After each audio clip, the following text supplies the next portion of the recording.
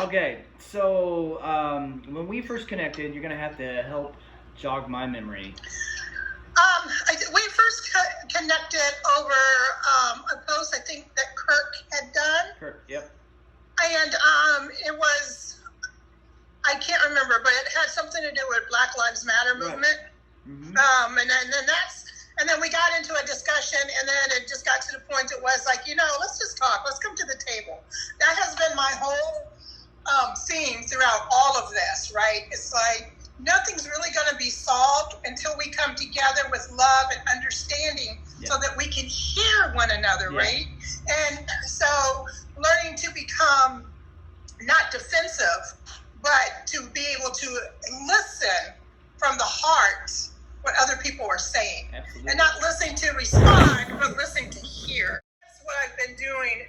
It's just, you reach a point, it's like, let's just talk about it. Maybe there's something I'm not seeing as well. So that's kind of how we ended up hooking up. Yeah, absolutely. So I remember, it was a post with Kirk, Black Lives Matter. I want to go ahead, if you don't mind, can you tell me a little bit about yourself? I know you're a life coach. Actually, and something interesting, I just got a life coach certification in May. I got it through Light University, which is through Liberty University in Virginia. That was something I did during my quarantine. I threw some money at. I didn't know what else to do, and I was like, I know somebody who's already a life coach. This is before meeting you, so I was like, this sounds pretty great. I would love to help facilitate discussions, and there was something I learned that I'd never heard before. You might have. It's a saying. It says, if you think what you've always thought, you'll get what you always got. Oh, yeah. And I was like, whoa. Yeah, you never heard that before? I've never heard that before. Okay. Well, what that goes back to Einstein's definition of insanity. Doing the same thing repeatedly, expecting a different result. Yeah. So that's just a different way of saying it. Yeah, But that's pretty much where that came from. One of the things that has really guided me and has been life-changing for me, and I'll talk about myself, is when Dr. Wayne Dyer said, be open to everything, but attached to nothing. And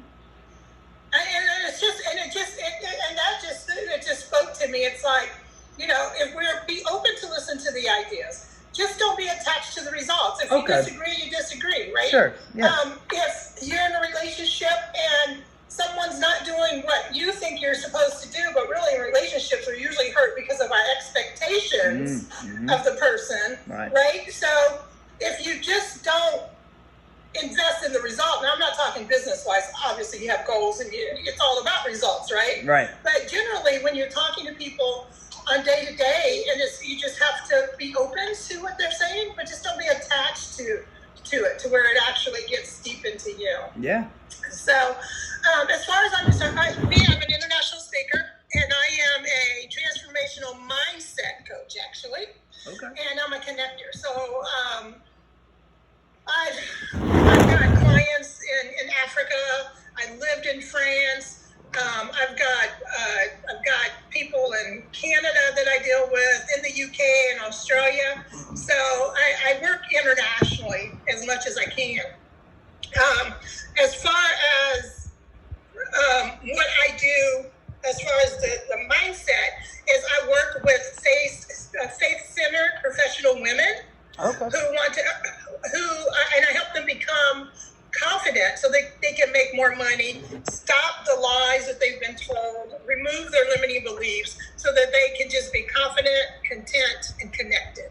That's awesome. Yeah, that's really great. And so how long did you live in France? A year. Oh, okay. And were you life coaching then?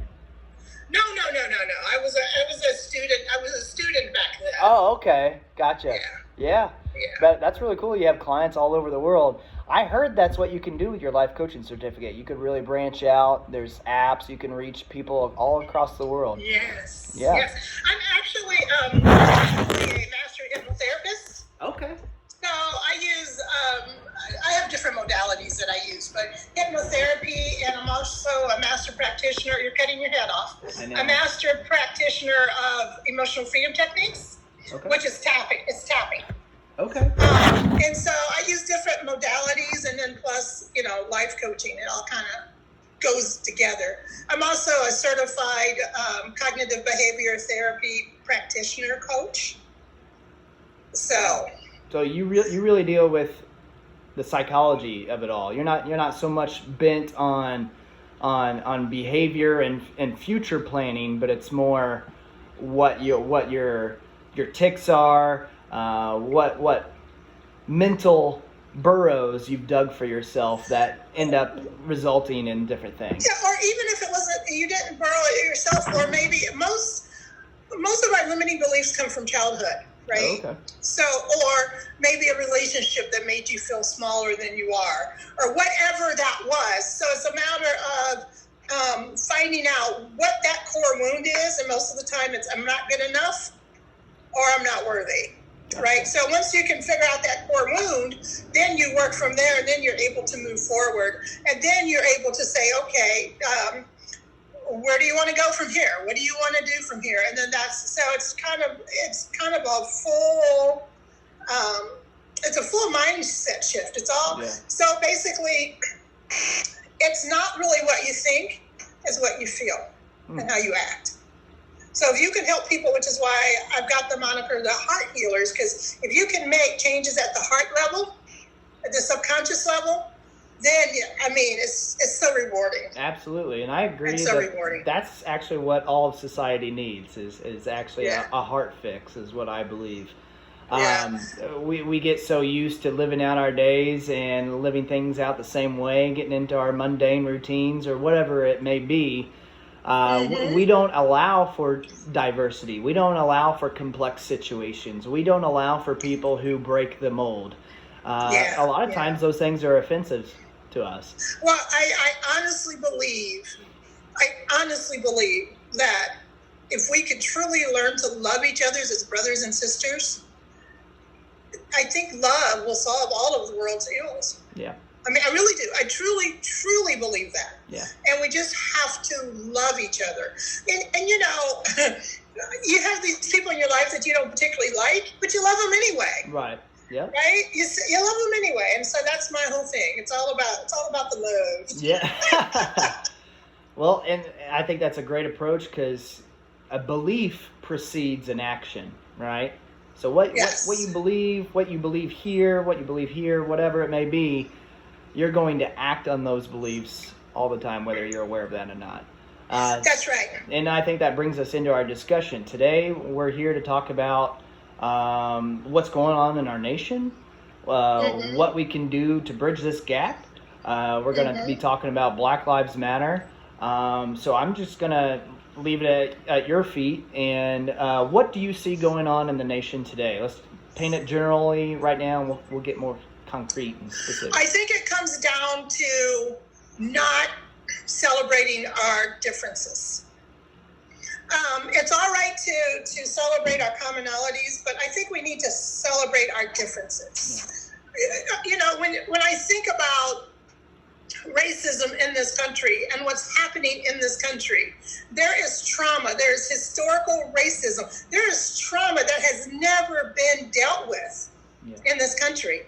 And I did a video, and what I was talking about in the video is about us coming to the table like you and I are doing right now. And with the understanding that our wounds run deep. When I was a 7-year-old child and I wanted to go into a restaurant, and my dad told me, no, we'll never eat there. And I'm like, well, why? And I'm seeing, and I see people at this restaurant and I really want to go. And I'm like, Dad, why can't, and I'm 7 years old. I'm like, why can't we eat there? He said, because there was a time when I couldn't go through the front door. Now, me and my little 7-year-old mind was like, Dad, was the door broken? I don't understand. And then Dad, at 7 years old, had to have that talk with me. That because of the color, that's the first time I ever heard of race, being different because of the color of your skin. Now, I was teased most of my life because I look different. I'm 58 years old. Right now, if you're mixed or look mixed, nobody cares. But when I was a grade schooler, people cared. I was called all kinds of horrible names because my hair didn't do what the other girl's hair did. My skin I'm probably 3 shades darker now. I just didn't look like anyone. right? So it was like I had no place. And then to be told that because I have brown skin at 7 years old, I can't, my daddy couldn't go into a restaurant. I mean, that runs deep. So how do we go back? We have to heal those things. It's kind of like the mindset transformation, right? You have to get to the core wound. My sister telling me stories of when we were 2 years old, and this is something else. People think I grew up poor because of the color of my skin. It's amazing, the conversation. People are like, well, when you were growing up, I bet it was really hard for you and your family to find things to eat and to do things and stuff, right? I'm like, no, my dad was a master carpenter. My mom was a biochemist, and she had her own lab at IU. Wow. So at we IU? We had new cars, no. I never went without anything. I mean, we had televisions and, when black and white color TVs first came out, because my dad liked technology, we had one. I mean, so, no, I didn't grow up that way. I gotta stop. Can I stop you real quick? Yeah. You and I are a lot closer just because of your mom's profession at IU than I would be with any Purdue fan, okay? Oh, really? I went to IU, so... so did I. Oh, for real? Yeah, I graduated from IU. Okay, yeah. That's awesome. I got my history degree from there. I went into teaching for a little bit, but that's really great. See, already we're a little bit closer just because of that. Yeah. And let me tell you, a Purdue fan is not going to be bridging the gap today. Not with me. Okay, no, I'm not. Yeah. But I think. Oh, go ahead. And I was just going to say, and then my sister walking down the street and being told as a child, go home nigger, because my parents moved into a neighborhood where there weren't as many blacks there. And she's a child. So these are things that, that a lot of us grow up with. So there's a lot of anger. Now for me, because my grandfather was white. So for me, I was a little different, right? I was a little different, being more mixed. But imagine children growing up with this and hearing, and then you wonder why they're so upset, and you wonder why they feel unheard. So we have to deal with the systemic racism. We have to deal with the historical racism. Yeah. That's how we're going to bridge the gap, really. Okay. And I think it's very interesting. Your personal story differs. I think I'm always one to emphasize the individual, because a case-by-case basis, not everybody's the same. You just pointed out how your upbringing, you had people questioning you about how hard was it for you guys to get food, right? And that's something you didn't really relate to, but we're seeing a broad stroke being painted over everybody, I feel. So yes. You being a person with Black or African American lineage and white, you were presented with a narrative that didn't exactly fit either one. So I'm all about emphasizing the individual. And I think it's terrible that you and your family face discrimination. I think that's awful and evil. I think racism is real. It's an evil. It's an evil that I believe exists around the world. And no one, especially children, should have to be name called or ostracized or even feel like they have the weight of the world on their shoulders because of an issue that they can't solve. No, absolutely. And so I was a bit unique in that we were around my dad's family, and they lived, they were still in Hawville. So I still had a lot of that. And then, of course, we had mama's side of the family. So I feel that it actually positioned me with a very unique point of view. And that I can see, and God has gifted me also with the ability to see patterns. Mm-hmm. I see patterns. It's so funny. I took the what's it called? The Strength Finder test. The Strength Finder 2.0. I've taken that. Yep. I took the test, and one of the things was my connectivity, where I think everything's connected. I've got that too. And the fact that I can see patterns, right? So I think that I'm a little more unique when people are talking to me, because I hear it from both sides. I hear it, right? Yeah. So I think, sure. And I thank God, because I think that he has put me in this place at this time to come to the table. Absolutely. And I truly want everybody to wake up to their God-given mission, because we've all been given a spot, a story, a community that we can bridge the gap with, we can communicate with, we can share the gospel and the good news. And I think that's really awesome that you use your unique situation, your unique story to do that. I think that's really cool. For me, I've got the connectedness too. I'm Strength Finders. Wow. I've also got analytical. I think it was skills. I can't remember what it was, but that's one of my strengths. I will take an issue and I will break it down to its purest form or its most raw form, and address the issue that way. So to me, I truly feel, especially I'm a 90s kid. I was born in the 90s. I was born in 93. And we grew up, I believe, in a more multicultural society than perhaps you did. Yes. And that's what I say to my kids, because I said, I can't wait till you guys are the 50-year-olds in charge. I can't wait, because I'm really fascinated by Gen Zs and millennials, because I've got 2 millennials and I have a Gen Z. So I'm fascinated, and I'm the mom that everyone hung out with, right? So just listening to their conversations and listening to how they are, and I really believe that because it doesn't matter. They don't really get into, well, let's not say they, because I don't want to do that. But at least a lot of the ones that I have had the opportunity to speak to, they really don't care about color. Yeah. It's not really an issue. They care about their history. Yes. Let us never forget our history, because that's one thing I'm very upset about is whitewashing history. I don't think those statues should have been removed. That's my opinion. Wow. We changed the narrative, but they shouldn't have been removed. Yes. Right? Because that is who we are. That is a part of our history as Americans. That is part of our history of people of color who was brought to this country. We should not start removing that stuff. I think that was wrong. Amazing. And yeah, I am so happy that we can agree on that. That's awesome. Mm-hmm. Especially being a history nerd and a history teacher. Yeah, exactly. Like, oh my gosh, it's crazy. And they even tore down statues of people and things that commemorated Black history. They tore down Frederick Douglass, of all people. Yeah, I don't get it. I don't think it's race-based anymore. I think race was the catalyst, but I think something darker and sinister and hiding behind the shadows is at work here.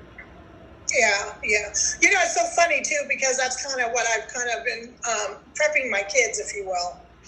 So it's interesting that you've said that. So I'm not the only one feeling that, and I've told them, I said, there's something much bigger at play here. We don't know what it is. I feel that way about the coronavirus and everything that's going on with that. I've never believed the numbers from day one. But, I do my part. Yeah, I'm going to wear a mask because you know what? If it doesn't work, fine. But what if it does? Right. Yeah. What if it does? That's a good point. That's how I see that. Right? So what? You tell me it doesn't work. The science says it works. Some science says it doesn't. Whatever. But what if it does? Yeah. If I can save one life, if I can feel like I'm not responsible for one person getting sick, then why not? Yeah. Right? But even with the whole thing, I think there is so much more at play here. Yes. And I think it's all going to just be revealed. Absolutely. So I'm a big time argumentative person. I do this to shed light on what we think and what we value. It's not a means of actually bullying somebody, even though I could play a pretty strong devil's advocate, and I can argue for days until I'm blue in the face. You'll make a great life coach. Yeah, that's right. Never giving up on somebody, right? That you'll make a great life coach. I appreciate that. Thank you so much. But yeah, as far as masks and the coronavirus is concerned, I believe coronavirus is a real thing. It is. I believe that masks, if they are implemented by a business or as a policy of a place that you go to, you should wear that and you shouldn't throw a fit. If Mhm. if there is no policy, no guidance enforced, you have your freedom to do as you please. But Yeah. yes, it would be very tragic to get to the end of my life, meet God, and God would ask, why wasn't I cognizant of someone else? So Yeah. there's a good thought in itself, but I tend to, for the most part, stay away from coronavirus stuff. It's just worn me down, and gosh, it's. I don't think either side, pro-mask or anti-mask, is getting. Yeah, anywhere. the thing is, I don't even care. I don't care. I I don't. really don't. I'll do my part, but I don't wear a mask. Don't wear a mask, right? It's I nagging. know. Yeah. But I just think that I will because that's my part. Yeah. But to go back to the statues and what we have going on in the shadows. So you and I had I guess a difference of perspective over Black Lives Matter. Over Black Lives Matter. Yeah. Mm-hmm. So in my viewpoint, while I think the slogan Black Lives Matter is something to say, I think Black lives are sacred. I think Black lives are valuable. Black lives are purposeful. Black lives were made by God. I think the world that they have all the integrity and reason to life as everybody else. I'm not one to say all lives matter because I know that's triggering right now. I know a lot of people are throwing a fit over that. But I am one to question the Black Lives Matter narrative because their website says they seek to deconstruct or remove the Western prescribed nuclear family. Did you catch that in your reading of the website? Yeah, but I think we had a different interpretation of that. You took like that corner, right? And I'll tell you, and working with my friends from Ghana in Africa, right? The Western nuclear family is just that, it's nuclear. Most people in America don't even know who their neighbors are. Yeah. They don't know. Yeah. They don't know who their neighbors are. They don't know who their kids' playmates are. They know none of this. But in Africa, the whole village, everybody knows everybody. Everybody looks out for everybody. So that is, and I think that's where the interpretation lies, the difference lies. Okay. So when they're talking about the Western nuclear family, they're talking about, where do you think it takes a village to raise a child comes from? And so what they're trying to do is to break up that nucleus so that we can come together as a village. Okay. Does that make sense? That totally makes sense. And I fully agree with it takes a village. Like it's kind of hard because I'm for the nuclear family. I don't believe if there's a family that has a mother, father, and their children all in the same house, I think that's great. I think the success rate for those children is limitless. Oh, absolutely. But yes, we are meant to be communal creatures. We are meant to engage in worship with, strike up relationships with others. I don't have that. Let me, because there was another part to that. If you read the rest of that sentence, Mm-hmm. To me, it's very clear that they're trying to mean bringing people together as a village. Okay. As opposed to me, my family, which is back to the Black Lives Matter thing versus all lives matter, right? Yeah. Yes, all lives matter. You're absolutely right. I agree with that 100%. I agree with it. I do. Mm-hmm. But African Americans, Black, brown people are hurting right now. Yeah. We've never dealt with the historical trauma of what we see, the mass incarceration. These are things that we still have not dealt with. And as long as prisons are money makers, they're going to figure out a way to fill them. That whole system needs to be done. And this whole defunding of police, I think the wording is messed up. Because it's not to defund the police and remove all of the money from the police departments. That's not what defund the police means. I'll pull it up and read it. But what it really means is Ohio has spent more money, for instance, in police and given money to police and law enforcement than it has to schools. Why not? So the whole defund the police movement is really about taking some of those funds and stopping them and stopping citizens, stopping children, the youth from even getting involved with the police. Sure. So it's more of a redirection, and I think that the wording is just horrible. The way that they're wording it and the way that they're not coming out and fully explaining it, but if you actually Google what does defund the police means, you'll have a better understanding of what it really means. So that's part of our problem too, right? It's perception, right? How do we perceive what's really going on? What are they really saying? And if that's not explained, or you have seekers, if you're history, that means you're a seeker. People who like history are seekers, right? So if you're willing to seek the truth out and go, Google it and figure it out, that's different. But many people aren't. They hear defund the police and they go ballistic. I think that the wording sucks. Yeah, I hear you. I know there are people who think like you, that think defund the police doesn't mean explicitly what it's calling for. However, there are those who are fully supporting what it's calling for, the defunding of the police. For example, Minneapolis, its city council has now officially defunded its police department. Now they are going to implement community measures to police their populace. In New York, and it's true that our education system is messed up. As a teacher looking for a job in between jobs right now, I can fully still tell you our education system is in the toilet. It really is. It's not the best. It needs to be better. But can I ask you a couple of questions real quick? Sure. So one question I have right off the bat is, how can you tell the difference between a village, taking that saying, it takes a village to raise a child, how can you tell the difference between a village and a mob? Well, see, and this is something else that's interesting. When it's interesting when people, there are always going to be those zealots that don't get the message right, kind of like Minneapolis when they disbanded the police department, right? I think there's always going to tear down the statue. I think there's always going to be those people that just don't get the message the way it was intended. And I will blame, and that's on the part of the communicator. It's on the part of the communicator to make that message clear. But I think that when things become a mob and with the protests, every protest that I went to and that my children went to, they were peaceful. That's awesome. And they begged that people be peaceful.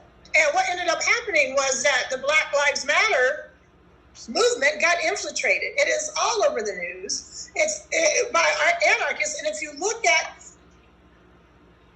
I have to be careful because we're being recorded. Some people don't have the good sense that God gave them. So you saw white people, you saw a lot of white people destroying destroying property, breaking glass, spray painting, doing all of that, right? Yes. Masks. They're all masked up. You can't identify them. True. Then you see these mainly African American, and there were some white people too, that go into the store with no mask, no identity, and then they go in and start looting and stealing. Yes. Absolutely ridiculous. Okay. But they're not the ones that destroyed the property. They were wrong for going in and stealing. I don't condone that at all, right? Okay. So as far as what makes a mob, I think a mob is just zealots that don't get it, that don't want to be peaceful, that is after the man, whether they be black or white, and they don't really understand the message of peaceful protest, of working together. You know, it's been said that violence is the language of the unheard, right? I've heard that, yep. Yeah. So I don't know who these people are that are, and media plays a big part of this. I don't know who these anarchists are. I don't know who they are, right? But media plays a big part of that, because what you see is Black Lives Matter and the riots did this and this happened, right? That's what you see. But what they don't show you constantly in the news is the line of black men protecting the police. White women who stood up and made a human shield to protect the protesters from the ones who wanted to mob and destroy. See, they don't show us that narrative, right? I agree. You literally have to look for it. Yeah. I had a discussion with a lady, and she was saying that there was a war against blue, brothers and sisters in blue. There was a war against them because someone had spray painted dye something. It was a horrible thing that they had spray painted. I said, no, that is not. There is not a war against. Many, even Black Lives Matters, respect the police. It's not like get rid of all the police. Just get rid of the bad and the bystanders. That's what this is about. And so what I told her, I said, you can't take that someone has sprayed on a garage and say that there's a war against all police officers. You can't say that. So what did I do? I Googled garage painted, nigger go home. I found 10 pictures. I posted 2. I said, so by this, am I to say that all white people are against black people? No. There's not a war against African Americans in this country. There's not a war against police officers in this country. But there are bad people on all sides. Yeah, I would 100% agree with that.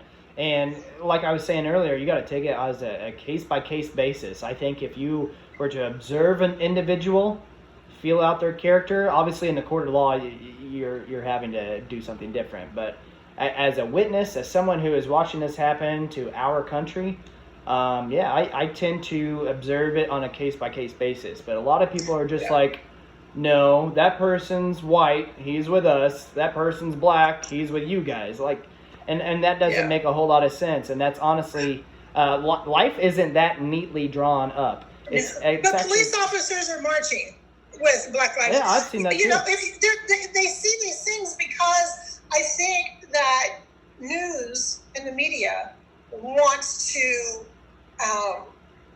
promote their agenda, whatever that agenda is. What do you think Divide and conquer? I don't know. I don't know what they're doing.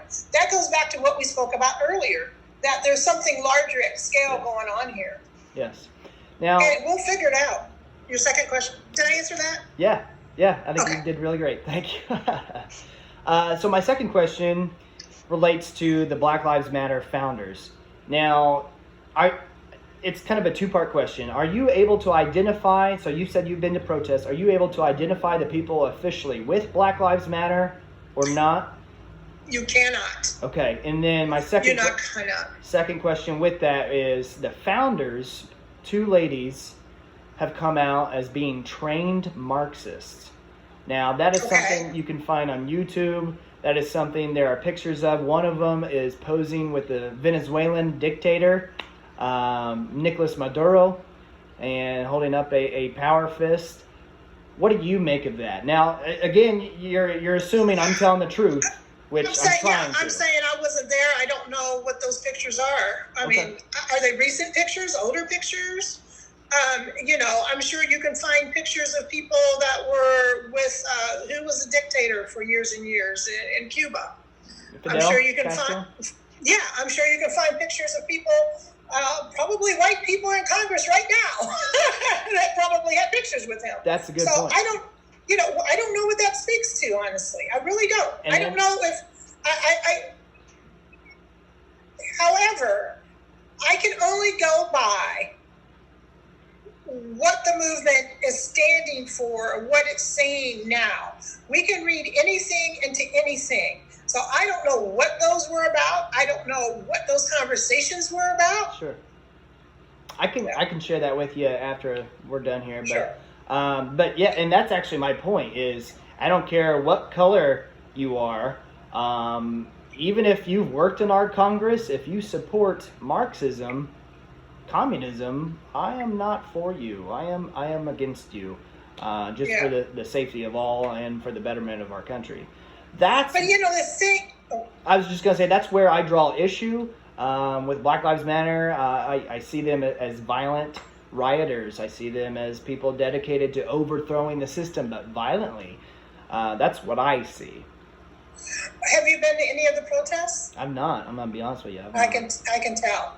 If you were to go to a protest, you would think differently, because that is not. In fact, that is. If you go all of my children have gone to protests. I have gone to protests. My sons, my future daughter-in-law, they're getting married in July. I love her to death. She's white. She marched with my son. That's awesome. At Black Lives Matter in Bloomington. It was like one of the largest whatever in Bloomington. And it was like, Mom, it's all about peacefulness. So I would encourage you that if there is a march, to go, and you will see how the speakers, the people at the podium, right, the leaders condemn it. They absolutely condemn the rioting, the looting. It's all condemned. Okay, and that's very good. I like to hear that, and I will take up your offer, for real. Yeah. I actually have family in around the Bloomington area, so I wouldn't mind joining up. Yeah, ask them. Seeing what ask it's them like. if they've gone to any or what they know about it. I really think, and then also there is this. You mentioned the mob. Yes. There is also this, and I can't think of what it's called now, because one thing I'm not is a licensed therapist, right? So I can't think of what it's called now, or a psychologist. But it's when there's a group of people and they're doing things that you would not normally do. Social facilitation? Social facilitation? And you'll go, yeah, we'll go with that. And then you end up doing it. Yeah. So you've got that at play too. There is so much at play here that I think that maybe, let's say the Black Lives Matter was infiltrated, which it is. Everybody knows that. And let's say somebody was kicking a car. Someone who would normally never think to kick a car, all of a sudden is kicking cars, right? To me, I think it's just that energetic level. I think there's some energy that's there. And then you have the people that are like, no, we're not doing this. Okay. But you would agree that person should be held accountable, right? Absolutely. Okay. But I don't agree that a full organization should be held accountable. Okay. I have children. Okay, I have children. Mm-hmm. I have an 18-year-old, a 22-year-old, and a 28-year-old.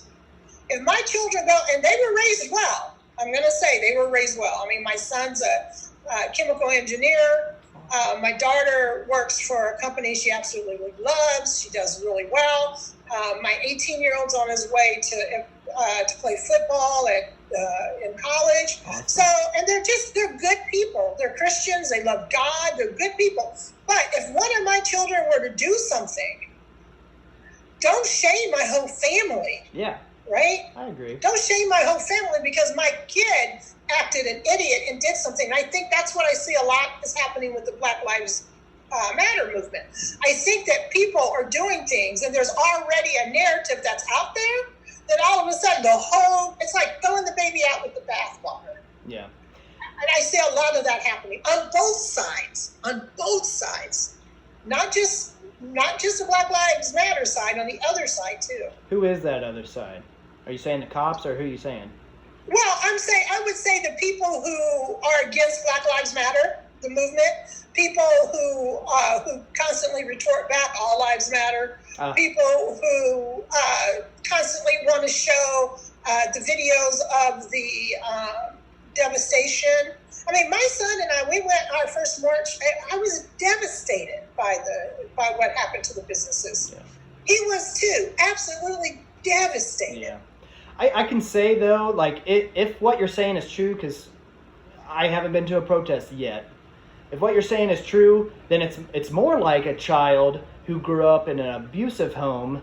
If the parents were the ones abusing, if BLM is truly Marxist, then those children out peacefully protesting are the ones breaking the cycle. I'm still of the perspective that BLM as an organization, as its founders intended, is meant to be violent, but I so appreciate people who will who will picket, who will protest, saying Black Lives Matter, and they're peaceful. Hey, I'm fine with that. I'm completely fine with that. Yeah. Yeah, I think it's all, some of it's interpretation too. I think, because when I look on the website, I don't see that. And when I go to the protests, or when my children have gone to the protests, and when my friends have gone to the protests, they don't see that. Yeah. They don't see that it was meant to be violent. I don't know. Maybe I'm missing something. I mean, I'd be the first to leave. But I'm not here representing Black Lives Matter, right? Right. And we're just talking about it. We're just talking about it. Yeah. So, but I'm more for and I guess to me too, it's all about the movement, right? Remember that in the beginning when I say be open to anything but attached to nothing. Yeah. I'm not attached to Black Lives, the organization, the organization. I'm more concerned about Black Lives Matter, the movement. Okay. How do we get rid of systemic racism? Sure. How do we provide much needed health care, education, community services? How do we stop? And that's another thing. Black Lives Matter is working, their agenda is such a bad word.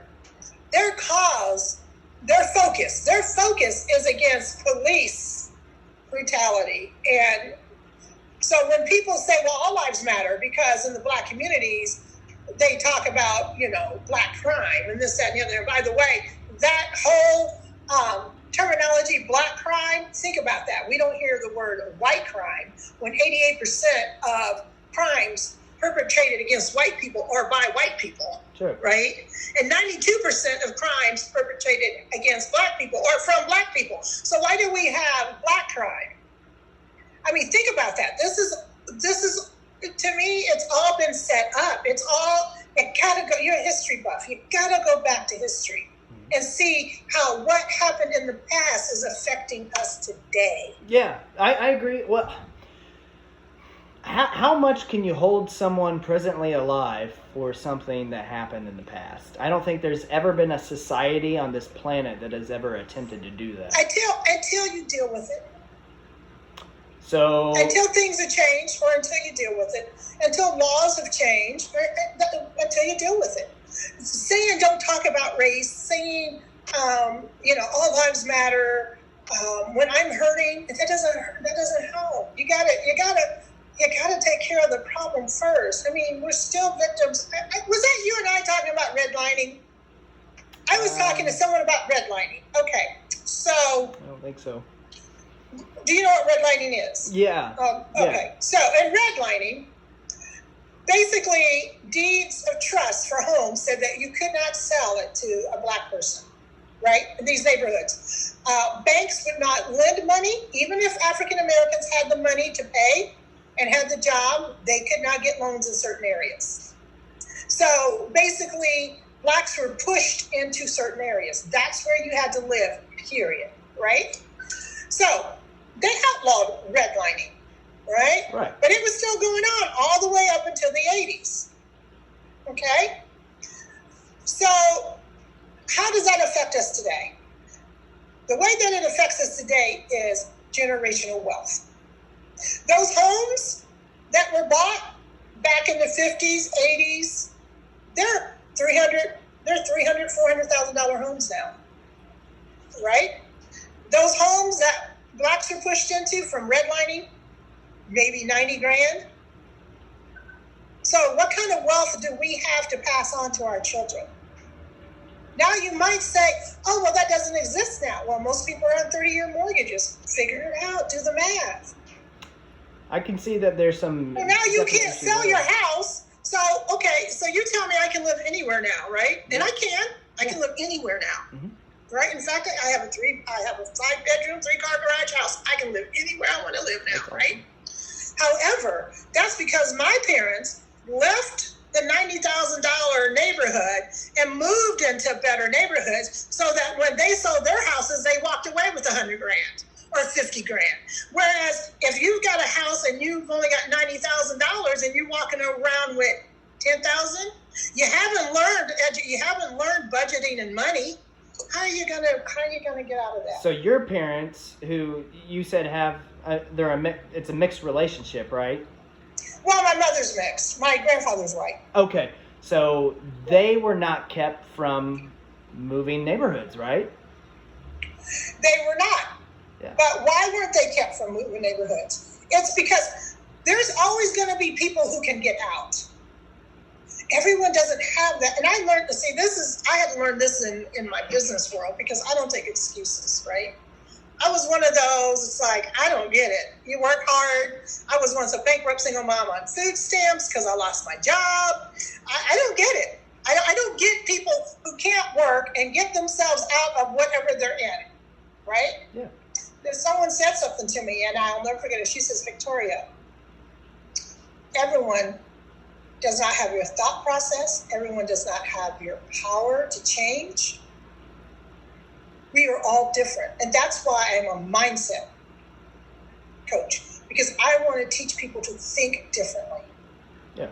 I used to drive in neighborhoods that were bad, and I'd see these Cadillacs and these rims and these Jordans and all this stuff, right? And then they live in a shack. I would say, that's the stupidest thing I ever saw. Why are you walking around with $300 shoes and your house looks like crap? I don't get it. Why not take that money and put down on the down payment for your house up here?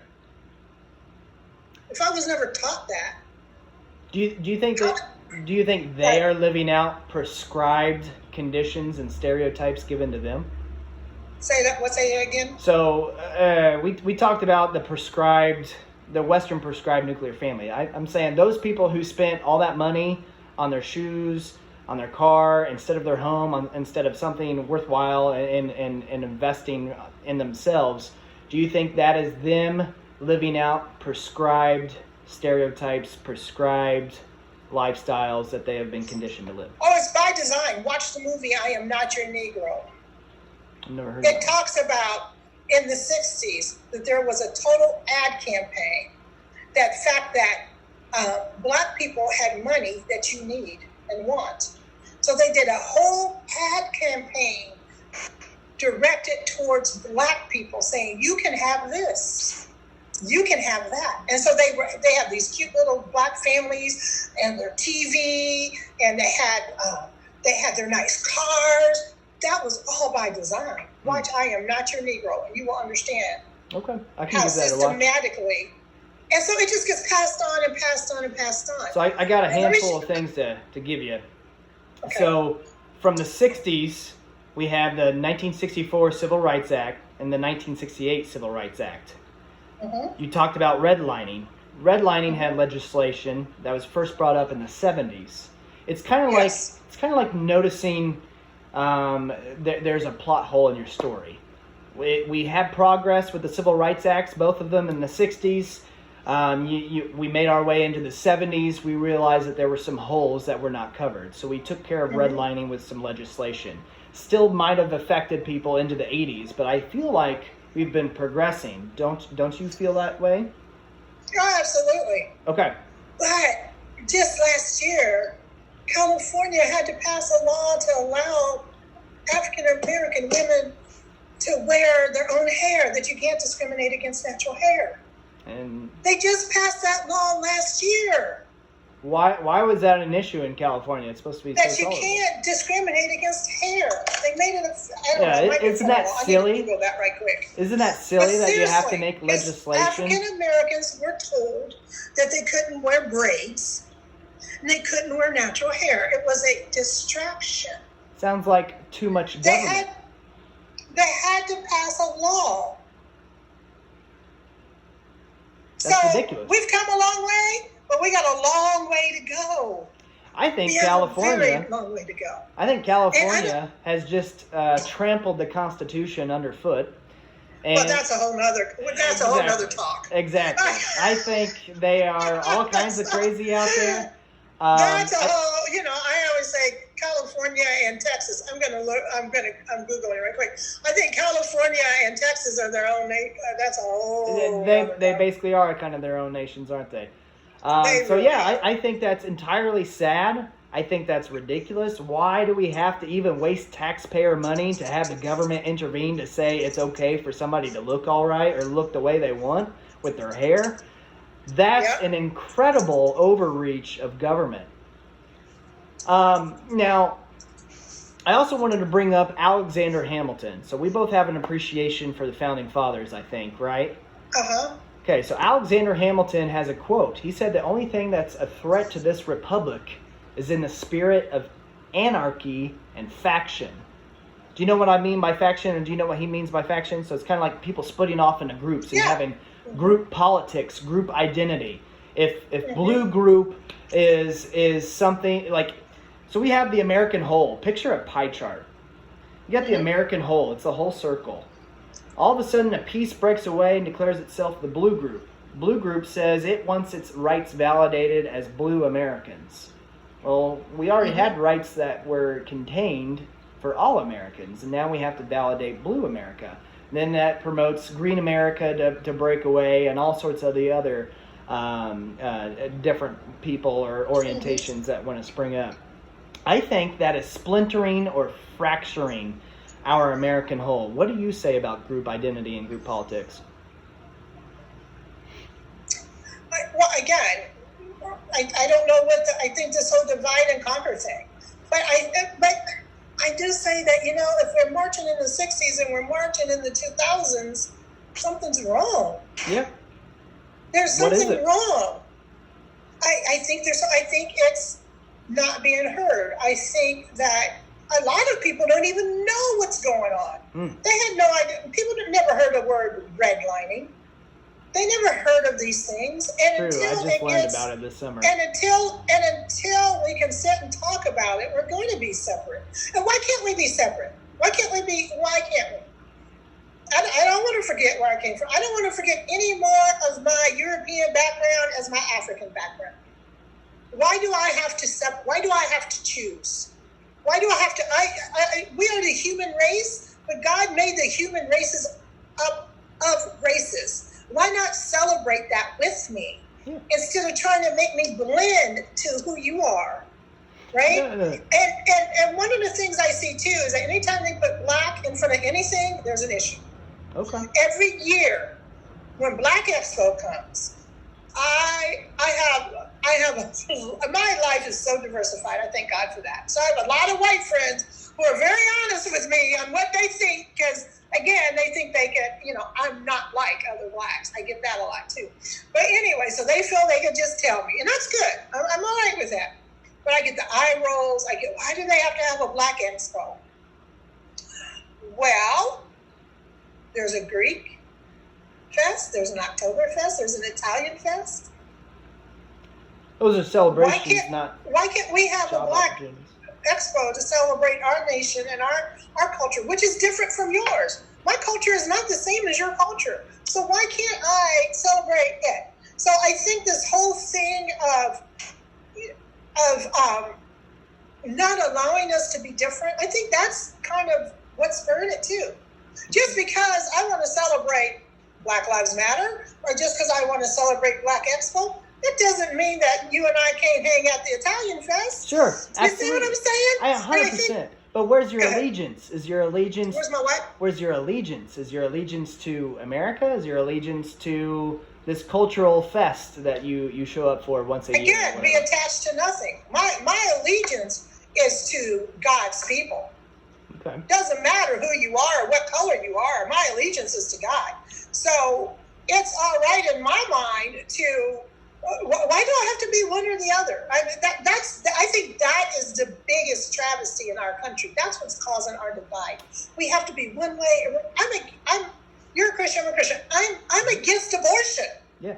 I am against abortion. Me too. But I don't think the government has a right to legislate what a woman does to her body. So why do we have to why do we have to be one or the other?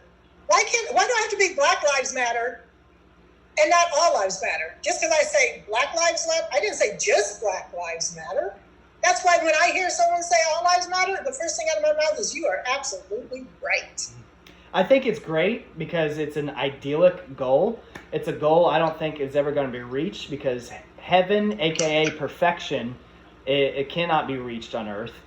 I just know that when it comes time for war, battle, even aggression on an international scale, the Chinese. I will stand on what I think is right. I'm gonna tell you the truth. Okay, That's fine. If I think that your cause and what you're fighting for is BS, and I think that there is not, and I believe in what they're standing for, that's what I'm going to stand with. I think our international, whoever I believe is on the side of right, and that's typically what I stand for as well. And I always try to, but I find it real that China or an invading force, somebody who doesn't like America, if they were to invade, they would happily not discriminate either. They would kill us all just for being American. Consider 9/11. So what are you saying? When 9/11 came, everybody pulled together. Everybody was American. Yes. Everybody pulled together. Yes. So if there was a foreign invasion, everybody would pull together again. I would hope have to believe that I would have to believe that in my heart. It's kind of like this. Okay, this is how I see this whole thing.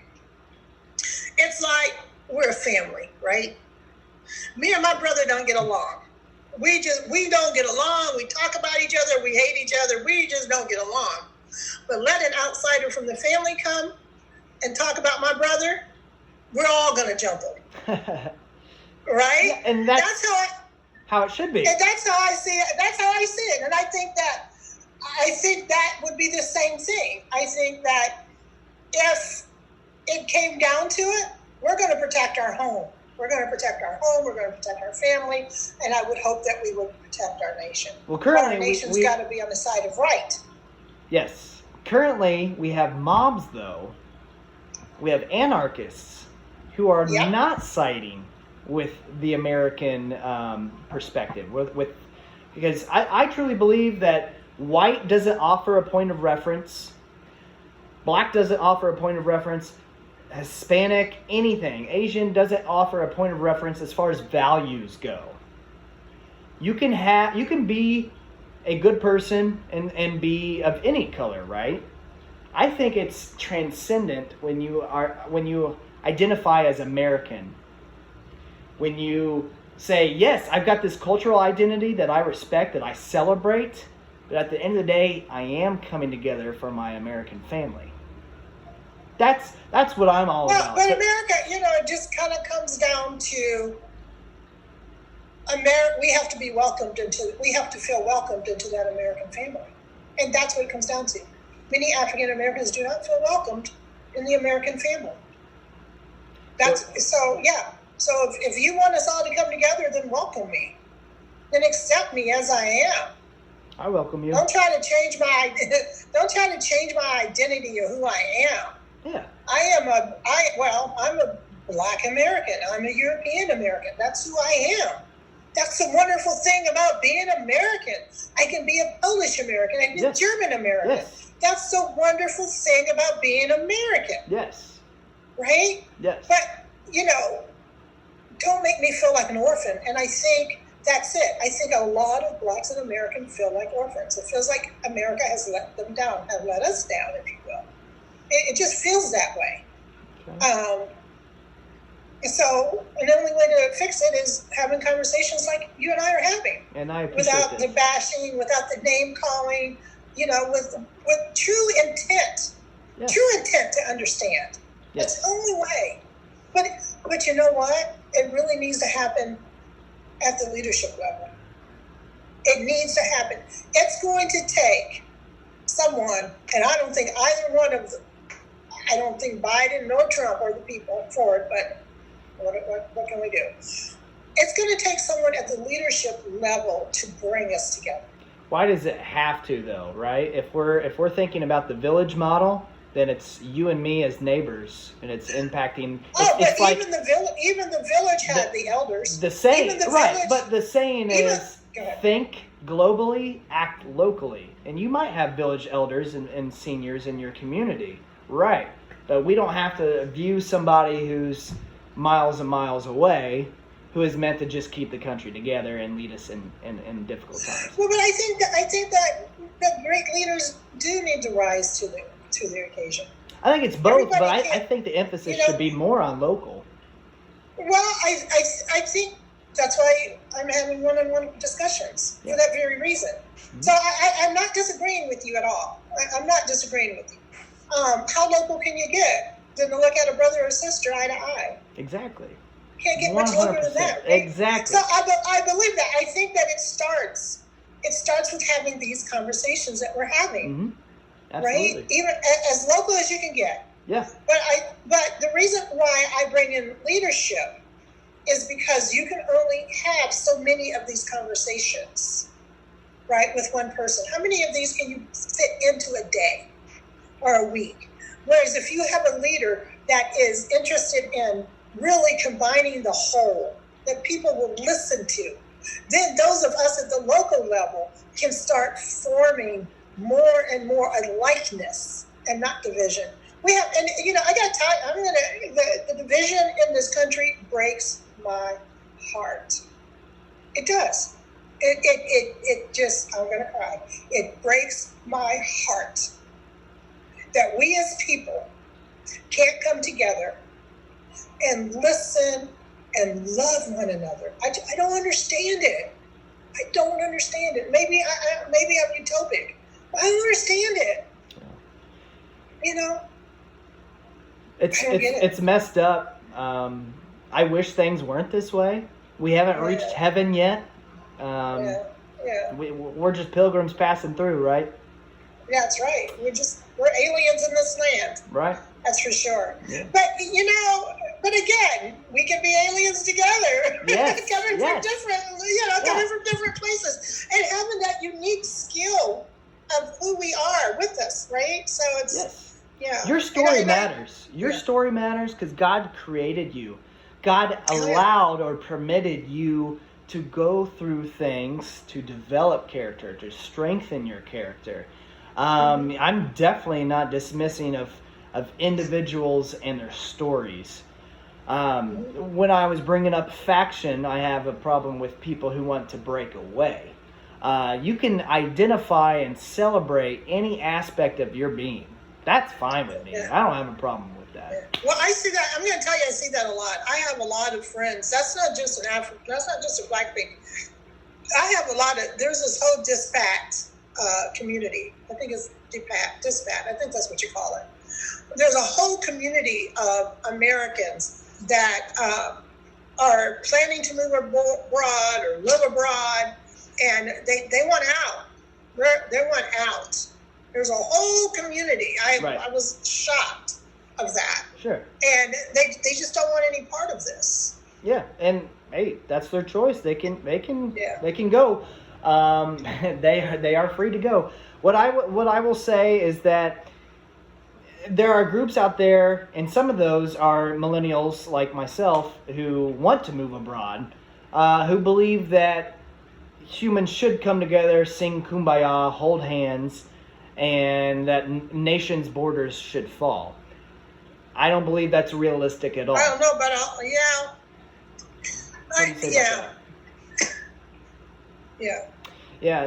So this, and notice that sort of conversation is always taking place in or around or about America.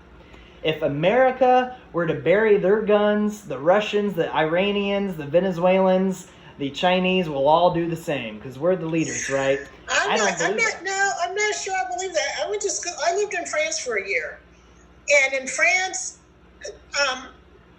the discrimination, well, okay, like if you're in England, Germany, France, if you're in that part of Europe, if you're in Europe, they will discriminate against black people as well, but more Africans because they have a lot of Africans that come over literally from Africa, right? Yeah.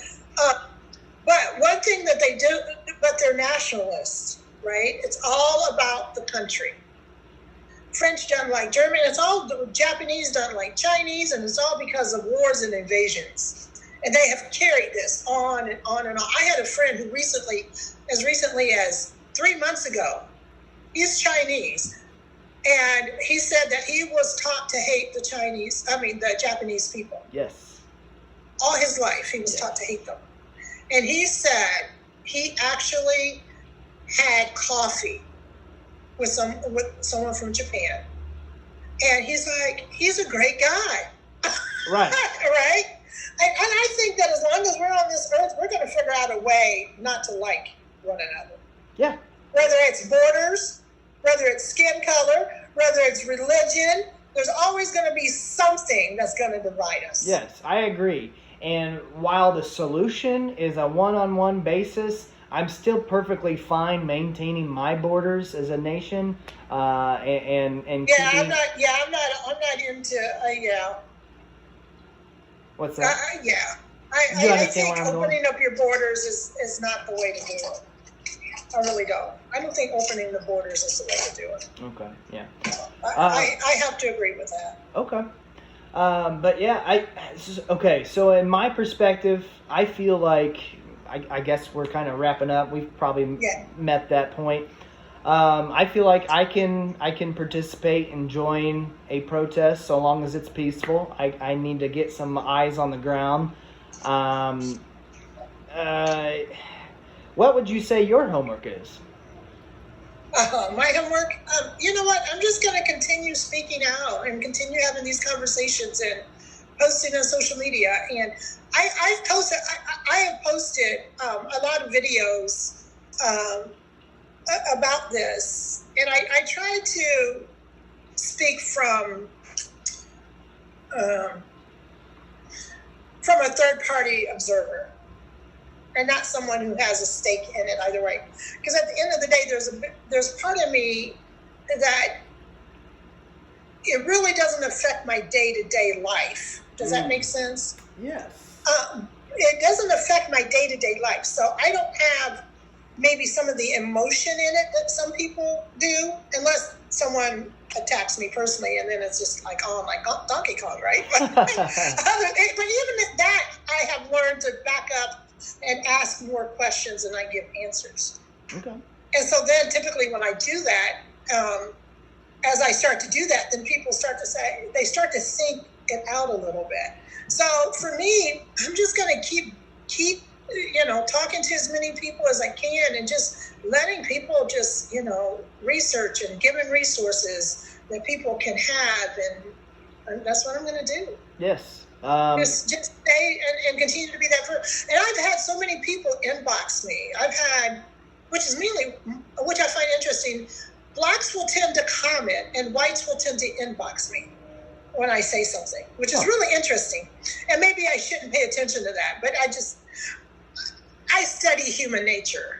Yeah. I can't help it. Yes. I just study people. I'm always like, what makes people tick? Yeah. That's just me. And it's always like, they're like, Victoria, don't stop. We need to hear your voice. We need to understand, that perhaps the side of this we're seeing isn't the side, and maybe we should look a little deeper. And we can only do it by talking. Yes, and the search I'm for gonna keep truth. talking. That's good. The search for truth, it should be the most important pursuit of an adult person's life. It should be no stone left unturned. It should be everything is questionable. And there shouldn't be any dogma until you realize what is right. Because we both agreed that we want to align ourselves with what is right. And there's a certain point where truth and being right is exclusive. Okay, it's not all encompassing of everybody and their beliefs. Yes. But on a personal level, we can interact with people in their variety of beliefs. So I definitely agree that we need to keep having these conversations.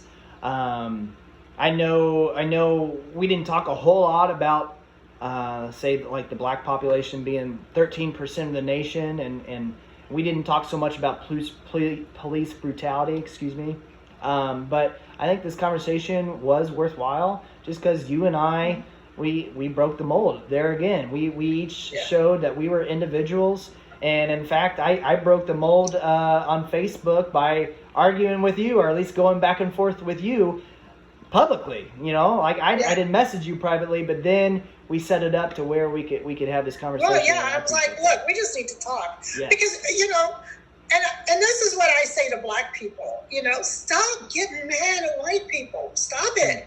Stop getting mad because a lot of it is you just don't understand where people are coming from. And I could tell that you had a good heart. I could tell that you want what's best for our nation.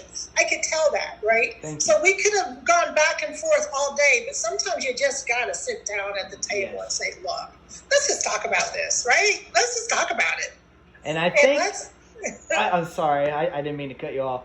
I was just going to say, the way I normally leave things is I ask if you can come up with one solution, what would it be? And I think I might know what you're going to say. So what's your one solution? One solution for what? Everything. What is the solution that solves everything? What is the solution maybe that bridges people? What is the solution that overcomes racism? It could be any solution you want to provide. And we need to love people as Christ loved the church. Man. Amen. Period. Amen. Because you know what? If you can love people enough to want to die for them, love is the solution to me. Wow. That's it. Sacrificial love. That's it. You just got to love people. Love on them, man. Just love on them. Man, that's great. And I love that because you mentioned, first off, our Savior, who's amazing. But secondly, you mentioned how he died for us. And I think when people say, love is the answer, it's almost become so routine in itself of an answer. Mm-hmm. Yes, that people don't know what kind of love? What is love? How does it impact people? Love is God. God is love. Jesus died for us. So I think he is the solution. I 100% agree. If I look at you as someone I would die from, I can't help but respect you. I can't help but listen to you.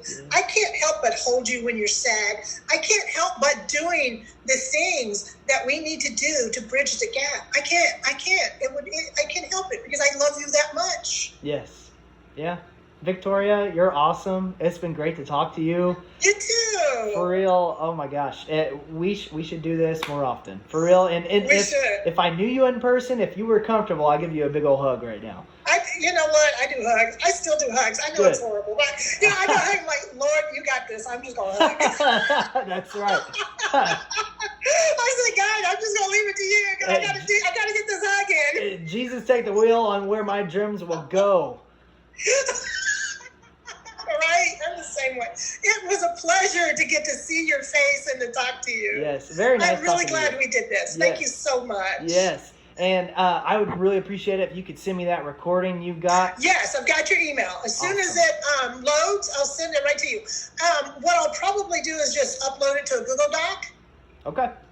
And then you can just get it, download it, do whatever you want to do with it. Awesome. Thank you so much. I'll do it as soon as we finish up. And then I also said I would give you the Black Lives Matter, like that video and the two founders saying that they were Marxists. You don't need to respond to that. That's just something I said earlier in the interview I would provide for you, so you can reflect on that. I'm going to chat right now. I'm going to send you some movies. This is based on a book, actually. I Am Not Your Negro. Okay. That's a documentary. The other one is, I think it's Educate Us All.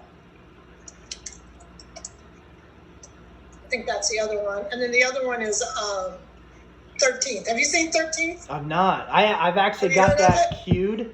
I've got that queued. Like I'm about to watch that. Yeah. Yes. Yep. Yeah, if you watch those three movies, I'm sure there's probably a ton out there, but those three documentaries, I keep calling movies, they really will put a little bit of perspective on things. And I would really, if there's a march or a protest, I would really advise, I'll go with you. Yep. Let me know which one you go to. I'll go with you. I'll drag my son. No, I don't have to drag him. But having someone there. And we'll probably see more people than you think. But yeah, that'd be great. Okay. It'll make a difference. Well, thank you. Love you. I love everybody. Blessings. Thank you so much for your time today. I will make sure that you get this. All right. Thank you so much, Victoria. Blessings, my new friend. Blessings to you too, my new friend. Bye-bye. Bye.